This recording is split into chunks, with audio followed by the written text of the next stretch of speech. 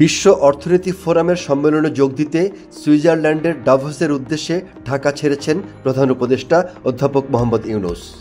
রাতে শিক্ষার্থী বহিরাগত সংঘর্ষে রণক্ষেত্র যশোর এম কলেজ।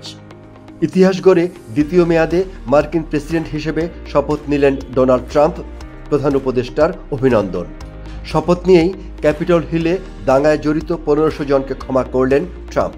বিএনপির সদস্যপদ নবায়ন শুরু, লন্ডন থেকে ভার্চুয়ালি নবায়ন করলেন তারেক রহমান। কুড়িগ্রামে প্রত্যন্ত অঞ্চলে তীব্র শীতে বিপর্যস্ত জনজীবন। সংস্কার কমিশনগুলোর প্রস্তাবিত সুপারিশমালার সমন্বয়ে কাজ শুরু করেছেন কমিশন প্রধানরা। যশোরের মনিরামপুরে জামায়াত নেতার মাছ লুট করে বিক্রির অভিযোগে বিএনপির 2 নেতা বহিষ্কার।